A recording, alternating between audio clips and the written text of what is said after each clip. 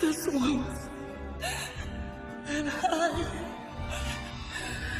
want to subscribe. Card D Kaizoku. This video is sponsored by Card Market, Europe's largest online marketplace for trading card games. This video is sponsored by Sleeve Chief. Sleeve Chief is cooking up a new deck box. It's their China to Go series. Now you can truly say that you spent all your food money on cards. You can also get these border sleeves to go along with it. Best of all, the deck box only costs 25 euros. 屌你老母，咁鬼平，有冇搞錯啊？ Pick it up when it releases this Sunday, September 15th. And as always, use code CARDKaizoku for an additional 5% off your order. 6 new starter decks are coming out in October for us in English. These 6 starter decks feature all past leaders with new alternate art for the leader card itself. And yeah, a bunch of reprints and a couple new cards for each of the decks too. The decks include Red Edward Newgate, Green Uta, Blue Don Quixote do Flamingo, Purple Monkey D. Luffy, Black Smoker, and Yellow Charlotte Katakuri. In this video, we'll be going over each of the decks, breaking them down on how good they are to play out of the box in case you're like a new player who just wants to pick it up and start playing, and how much value they have within the reprints and then the new cards in the deck that help out current meta decks in OP08. But yeah, I guess when these starter decks do come out, they'll call it OP 8.5, so it'll be that format, whatever name that we decide to call it. And yeah, if you're new to my channel or new to the game in general, give my channel a look over. I'm a One Piece card game content creator. I do a bunch of different videos. I do like deck breakdowns, I do gameplay videos, market watches, and then like analysis videos like this. So yeah, subscribe if you're not already. And without further ado, let's jump into the topic of this video. So I have the Whitebeard deck loaded up here. It's not on the English site yet, so I'm going to have to use the Asia English site. But yeah, Whitebeard is a 6 life leader, 6,000 power. In case you don't know what he does.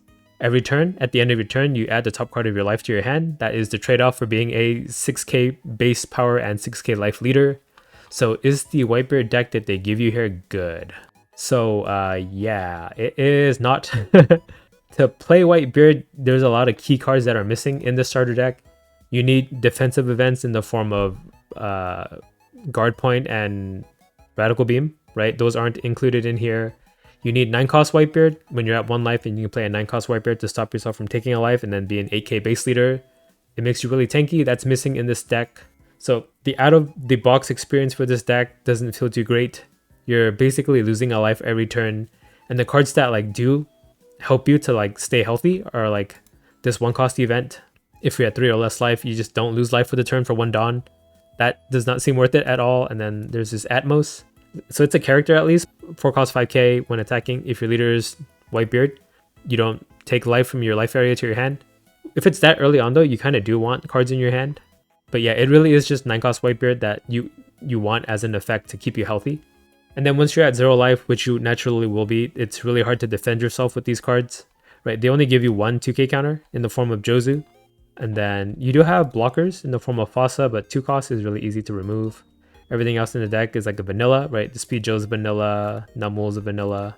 Haruta doesn't really help a Whitebeard deck. So the out of the box experience, pretty poor. If you pick this up as your first deck and you expect to like just play right out of the box against other people with starter decks, you'll probably find yourself losing more often than not. So I'm gonna have to give it an out of the box score of 1. Now let's take a look at the value of the cards. So if you're building out a Whitebeard Pirates package type deck, which I think at the moment only blue red Marco is the only viable leader that can compete, right? I think it's like a rogue deck. The Whitebeard leader himself has fallen out of meta. I don't think he's going to be too great anymore. But yeah, for a Marco deck though, you do get a few pieces. You get Izo as a searcher, right? You'll need 4 of these. You also get Joe as a 2k counter. You'll need 4 of these. You also get blocker Marco. This card is used in a red blue Marco deck specifically. On top of that, this new 7 cost Whitebeard is an essential card for the deck. It actually is what makes Marco into a rogue deck now. Before he was like trash tier. But yeah, Marco playable now because of this Newgate, because what he does is on play, you can give a rested Dawn to your leader, which you do need a Dawn on your leader for your red blue Marco to work. It gives minus 2k to something if you have Dawn attached to your leader. And then after that, you can activate main, tap this Whitebeard character, and then you can KO a 5k on the board. So even on your 7 Dawn turn playing this on curve, if you give a rested Dawn to your leader, Marco gives minus 2k to something, you can actually KO a 7k body this way.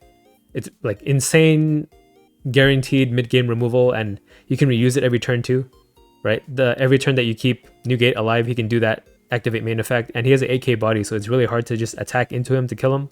And 7 cost is a hard number to reach too, unless you're like playing against decks that spam Ice Age and stuff like that. So it's a big power boost to Red Blue Marco. So is this Ace. Ace is an incredibly sticky card. So he's 5 cost, 6k power with counter even. That makes him really, really good to even have in hand. So if your leader is a Whitebeard Pirates type, which Red Blue Marco is, he gains Rush. So 5 cost, 6k Rusher.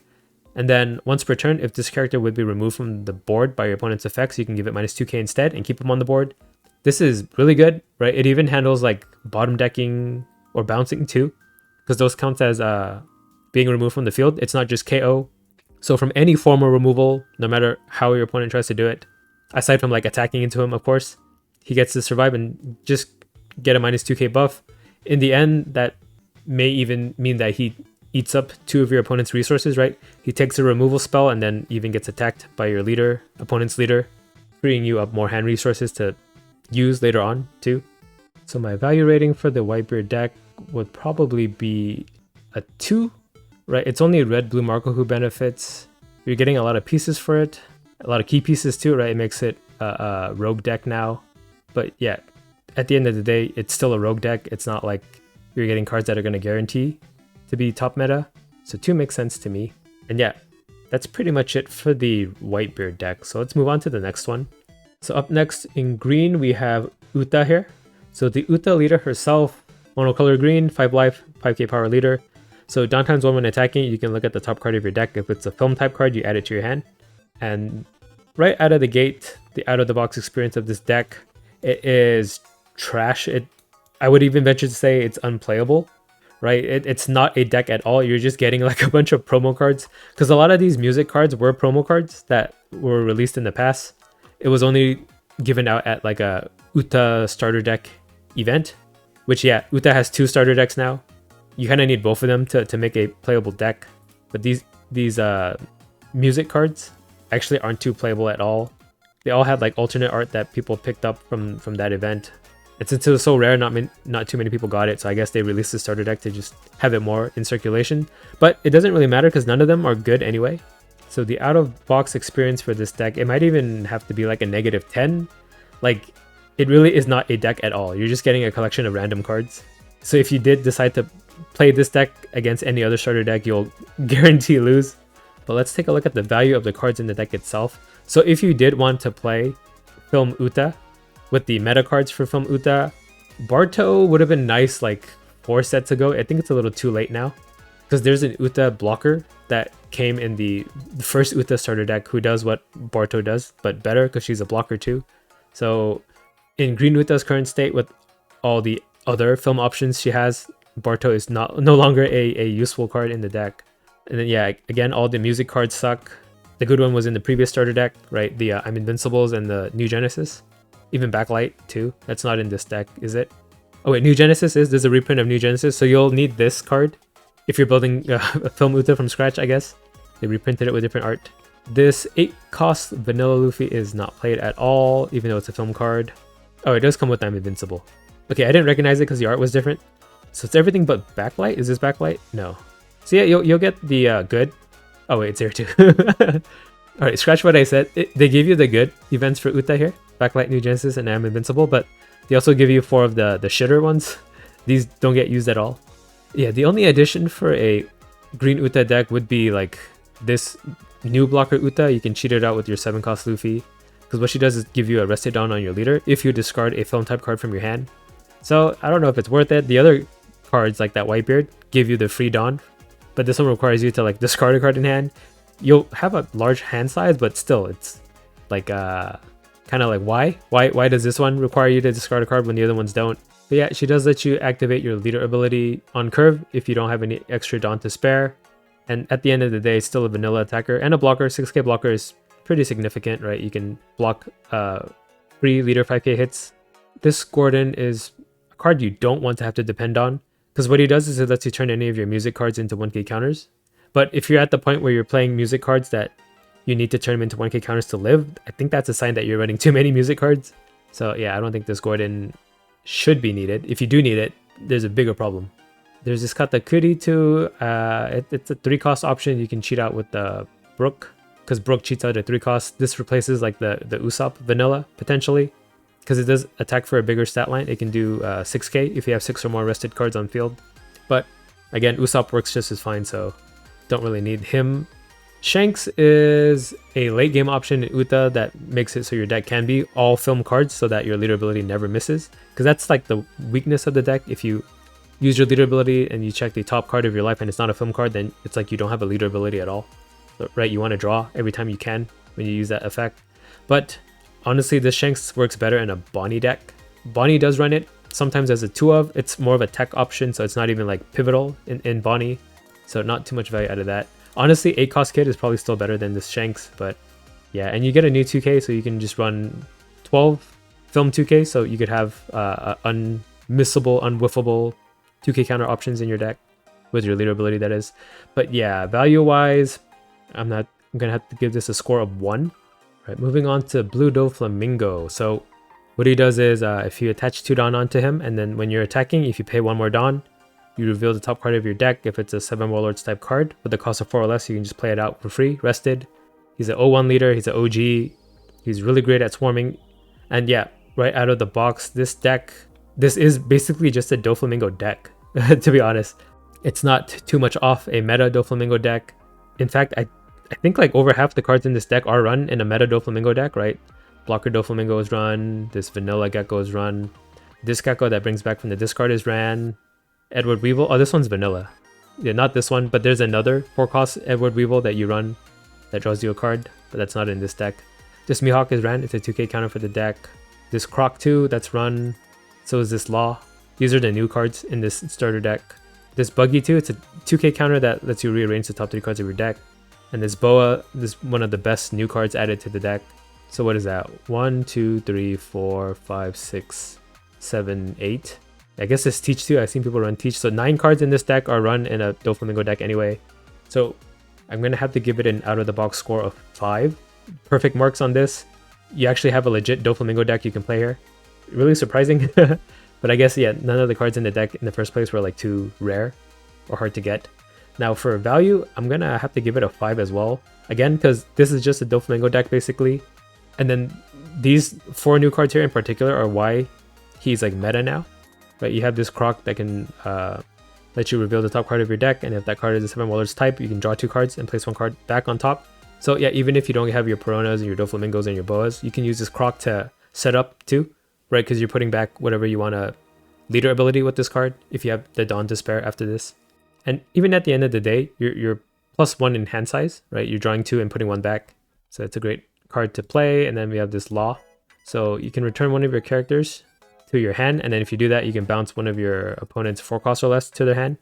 So this is just a great like early game removal spell, right? You can cheat this Law out and then bounce your Pirona Searcher that you played the turn prior back to your hand, and then bounce your opponent's 4 costs. So you developed a 4-drop and they have nothing on board at that point, and you attacked for 7 too, so that's good. And then this Boa is amazing. So what she does is she has blocker with the vanilla stat line, 4 cost 6k. And then you can look at the top 3 cards of your deck and then place them back on the top or bottom in any order. So it's a top deck rearranger 2. And then it gives your leader a rested Dawn 2, which is insane because this is a leader that requires attached Dawn to use his leader ability. So it's like especially important in this deck. That also means that if you're going second on your 6th Dawn turn, which is your 3rd turn, right? You can play Boa, put rested Dawn on leader. You have 2 extra Dawn to use for your turn. So you put that 2nd Dawn onto your leader, so you have 2 attached Dawn and you have 1 Dawn left over for your leader ability to activate. Lets you use it on 6. That is insane. You develop a 4 cost 6k body and you could potentially cheat out another body that you rearrange with this card too, because it lets you look at the top 3. And one other like interaction I've seen is if you leader ability into this Boa, it attaches Dawn as it's attacking to your leader. So if you had 2 Dawn on your leader, this Boa comes out, it actually lets you put Arrested Dawn to make it an 8k. It's not too relevant, but yeah, it's like 1 extra power that maybe your opponent might have had to counter for, but now they don't. This Teach is pretty sure for now it's used in the deck until 09. Is it still used in 09? I'll have to double check. No, I think people don't run this card anymore, but if you do run it, what it does is active main once per turn, you can place 1 card from your hand on the top of your deck. Then you can give 2 Rested Dawn to one of your leaders or characters. So it basically lets you set up your leader ability in case you don't have a rearranger. But it does have to come from your hand, which is not the worst thing. You're guaranteeing a free body out when you attack with your leader for 7. It even pays for himself, right? You get 2 Rested Dawn onto your leader that you use to play this Teach with. And it's active A main, so every turn that Teach stays alive, you get essentially 2 free Dawn. But yeah, this is an amazing deck to pick up if you're doing like a starter deck only tournament. I'm pretty sure this one will win most of those tournaments. So we'll move on to the next one. So we have purple Luffy here, 5k power, 5 life leader. So what he does is activate main once per turn. You can add 1 card from the top of your life cards to your hand. If you have 0 or 3 or more Dawn cards on your field, you can add up to 1 Dawn from your Dawn deck as active. Which if you translate that to common English, that makes sense. You can take a life to ramp 1 active Dawn if you're at 0 or 3 plus Dawn already. So you can't use this on your 1 Dawn turn, you can't use this on your 2 Dawn turn. It's something you can use on your 2nd turn onward, no matter which order you go. Yeah, it just lets you reach your like late game 1 turn quicker than your opponent can. Now for the deck itself out of the box, I'm gonna have to give it a 3. I want to give it a 3. Because it plays like how Purple Luffy should play, except without the late game to make it worth it. Right, if you go first, then you'll 1 Dawn and then 3 Dawn, ramp to 4. You could play out this Brook Honekichi. You'd want something with counter instead, just for reliability. Or even like Mr. 2 who can ramp you a Dawn. This Brook does nothing when you're at 4 Dawn, playing him out. So he's just a vanilla for all intents and purposes. And then after that, you'll go to 6. You can ramp to 7. Then you can play this Luffy Taro. Which is, yeah, something that you want to do with the meta Luffy deck anyway. Right, play out Luffy, Dawn -1, and then cheat out another character. And then you'll be at 6, going to 8. Then this is where it would have been perfect if you could run 9 cost Kaido, right? You could be at 8, ramp to 9, but we don't have access to that. We don't have access to any of the good blockers in purple either, right? There's the starter deck 10 law that makes your opponent discard 2 cards when they're at 7 or more. There's 5 cost Kid who ramps you a Dawn when you minus Dawn. There's Queen. If you -1 Dawn, you can draw 2, discard 1. Those cards are what makes like Purple Luffy's mid game so strong. And even in the late game, you're dropping 2 of those every turn. You have to settle for like this Jinbei who has like a vanilla stat line when you're at 8 or more Dawn. Or 10 or more Dawn actually, that's worse than I thought. What else is there? I guess there's Nami, but she's like a worse Queen, right? 4 cost, 2k power, that's incredibly low stat line. Queen can even attack if you need it to because he's a 6k base. But yeah, Nami has blocker. If you have 8 or more Dawn cards on your field, you can trash 1 card from your hand and draw 2. So even that part's worse than Queen. Queen lets you draw 2, then discard 1. So it lets you pick from a bigger pool hand size. With Onami, you have to like discard a card first and hope that you draw 2 good things to replace it. It's a little bit more of a gamble there. Way less flexible, and yeah, just a worst attacking body. 2k is like really easy to KO via power too. Right, with Queen, you could like block and counter 2, a 7k hit. Onami just has to like block and take it and die. But yeah, you're still able to ramp to 10 pretty quickly and play this Luffy, 10 cost Luffy. It's definitely not as good as the OP05 secret rare Luffy that lets you get a 2nd turn. And then Kaido is sorely missed in this deck. Kaido is like the boss monster you want to ramp to. Because he lets you kill something that's 6 costs or less, and then he has Rush himself. So I guess this deck depends more on like the Luffy Taro value, which we'll talk over in the value section. So the value out of this deck is actually a 5. This deck is what propels Purple Luffy back into meta viability if you're playing the full power version of this deck, because Luffy Taro, 7 Dawn, 8k power on play. If you Dawn -1, you can play a Straw Hat type character with the cost of 5 or less from your hand. A purple one, to be specific. And yeah, that is usually the Sangoro. So Sangoro is 5 cost, 6k power. When attacking once per turn, if you have 8 or more Dawn, you draw a card. So you're able to like cheat out 2 bodies for 7 Dawn here, and then once you're at 8 Dawn, you get card advantage in the form of drawing with the Sanji. That was something that was kind of a problem with Purple Luffy, because you do have to defend your life so often, because you're ramping at least twice every game. That makes you like a 3 life leader. You do run out of cards to defend yourself at some point, so having Sangoro to draw you more cards to counter your low life count does help alleviate some of this pressure. And at the end of the day, you're cheating out a 6 cost body on top of this 8k. That's hard for your opponent to deal with. There's also this Searcher Zoro that's pretty nice for the deck too. Another option you can cheat out with the Luffy, and you run 4 cost 6k bodies anyway, except that he doesn't have counter, so a little bit inflexible in that regard, but he's a Searcher, right? Look at the top 5 cards of your deck and then reveal 1 purple Straw Hat type card and add to your hand. So he does help you find like your Luffy's or even 2ks right? He's a body out that can replace himself to be a 2k in your hand. That ties back to the card advantage Band-Aid that Sangoro kind of gives us. Zorojiro does the same thing. Usohachi is also a nice addition. It's a 2k counter. And then on play, if you have 8 or more Dawn cards on your field, you can rest up to one of your opponent's 5 costs or less. That's perfect for this deck. We do have trouble with blockers. We don't have a way to outright get rid of them. Besides Kaido, but he's kind of a big investment. But Usohachi is better Izo. For 3 Dawn, he can rest 1 cost higher. He can rest stuff like the OP04 Sabo, who is immune to KO too, so this is a way to get around it. You can rest it. And then yeah, if you're missing other 2k options for your purple Luffy deck, Furnosuke is a good one. You don't have to run Furnosuke. I think you can even run like X-Drake or Hitokiri Kamazo instead. But if you need it, he's here. Same with this Usohachi, right? It's just a 2k counter option that you can search with the Zoro if you need it. It'll become more relevant once 09 is out and we get access to the 1-cost Law Searcher, because he does search specifically for Straw Hat. So having the other purple 2k counters will be a little less consistent when we have that access to that searcher. But for now, in 8.5, Usohachi is a nice 2k counter option for the deck. Zorojiro, I don't think people run it in purple Luffy. You'll need it for your red purple Luffy deck, but it's not an expensive card, so it's probably not going to be likely that you're buying this starter deck to flesh out your red purple Luffy deck. And yeah, Jinbei just gets replaced with Kid or Queen. Urabi is not used, so yeah, the value is just basically these 4 cards minus Nami. You could run Nami. I think I've seen some purple Luffys run it just for like the card draw, because at the end of the day, she's still drawing you 1 card and is a blocker that can take a hit. So not the worst card. That's why I think this is a 5 out of 5 value starter deck. We'll move on to the next one. So what Smoker does is, if you Dawn times 1, you can activate main, give it to one of your opponent's characters minus 1 cost. Then if there's a character with the cost of 0 on the board, this leader gets plus 1000 more power. So super conditional 1 Dawn for 7k. But having minus 1 cost on your leader is also pretty useful, but you do have to attach a Dawn, it's not free.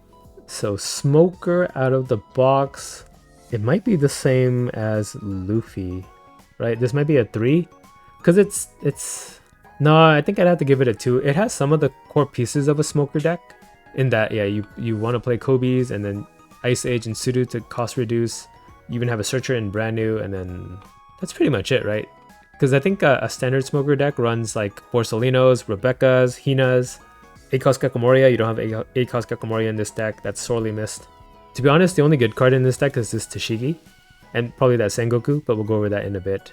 So yeah, value-wise, what would I give this? I give this probably a 1, because this Tashigi and Sengoku are only good in a Smoker deck.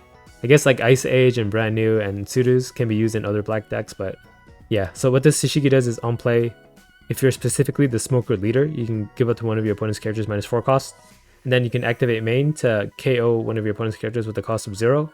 That's pretty much the only reason why this starter deck has any value at all, right? She's a 5-drop that can KO a 4 cost. Your opponent, previous turn, if it's your 5 Dawn turn, they would have played a 4 cost max, so you kill whatever they just played. So it's great for tempo.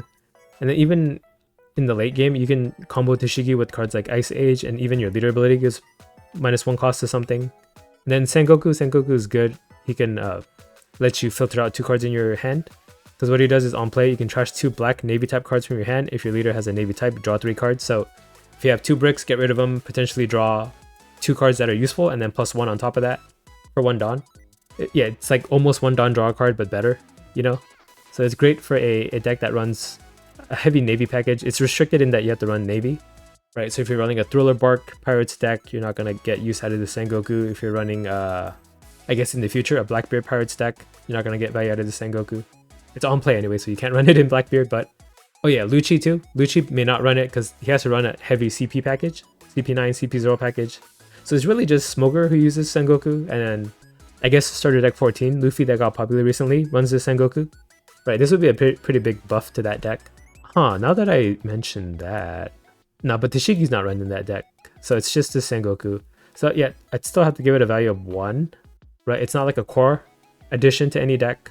Well, they're core in Smoker, but Smoker's like not meta at all. So we'll move on to the final deck. So we have yellow Katakuri, O3 Katakuri. So what Katakuri does is, if you attach Dawn to him, and when you're attacking, you can look at the top card of you or your opponent's life area, and you can put it back on top or put it on the bottom. Then this leader gets plus 1000 power after you do that. So yeah, it's 1 Dawn to attack for 7k. That's a strong ability. It's a lot of early pressure. But the rest of the deck, the out-of-the-box experience, I might have to give it a 2, because the thing that makes Katakuri strong is that you get to your late game and you play 10 cost Big Moms, but that card is not in this deck. Neither is 7 cost Big Mom or 8 cost Katakuri. Actually, yeah, the top end is 6 Dawn with this Linlin card here. So out of the box experience, it doesn't play like a meta Katakuri deck, so maybe it might still be playable at least. It's not the worst, it's probably somewhere in the middle, right? It's under Doflamingo and Luffy, maybe equal to Smoker, but better than Uta and Whitebeard. For the overall value of this starter deck, it might even be a 1.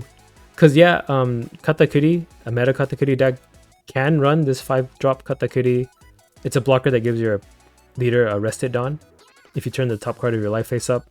So you can only do it if the top card of your life is face down, so you can't do it 2 turns in a row without taking that life card. But yeah, it's a blocker for the deck, but at 5 Dawn you'd want to play like Gedatsu instead usually. But I guess it's an option if you want to have a blocker and attack for 7 on your 5 Dawn turn. And then 6 cost Big Mom, so your opponent picks one of these 2 effects. You have to trash a card in your hand too.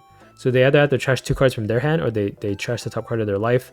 It sounds good on paper, but it's kind of clunky. On your 6th Dawn turn, you'd want to do like Dawn Leader and play Gedatsu instead of using all 6 of it to play this out. On your 7th Dawn turn, you'd rather want to play like your 7 cost Big Mom instead. So there's like really no like good timing to play this card. And she doesn't even have counter too, so if it's stuck in your hand and you're already at your 10 Dawn curve, playing your 10 cost Big Moms, it just becomes like a dead card that you can't counter with. And to be honest, when I look at Katakuri lists, they could run one of these 2, both of them, or even none of them. The Katakuri decks that can top without these 2 cards. So because of that, I don't want to put too much value into it. They do run this Brûlé though. I noticed that they all run this new Brûlé. It's a 2k counter, and then on trigger, you can look at the top card of your opponent's life cards and place it back on top or bottom of their life, and then you can add this card to your hand. So it lets you like check what they're gonna get next, and if it's something that you don't like, you could put it on the bottom, and then just this 2k comes back to your hand anyway. So it's like a free kind of RNG check. Everything else in the deck, I guess you do need it for Katakuri. Not really, right? You'll need the Pudding Searcher, at least. You could use Strusen as a 2k, but I think people run Amand instead, and like Satori as a trigger body. Everything else in the deck is not run at all. This Pudding is completely useless in this deck. This Cracker is not used either. And then these were like the suboptimal. They don't even give you like the good Cracker in this deck. It's like Charlotte Daifuku. They give you Smoothie instead of Cracker, who came out in the same set. Yeah, because of that, this might be pretty low value, and Katakuri is not even meta anyway. So that's it for this video. We went over each starter deck, and we went over how good they are out of the box if you're just picking it up and playing with it, and then how much value they have for building out current meta decks. I hope that helps you decide which ones to pick up. The winners are definitely Doflamingo or Purple Luffy. So if you're trying to build towards meta, I would pick those 2 up.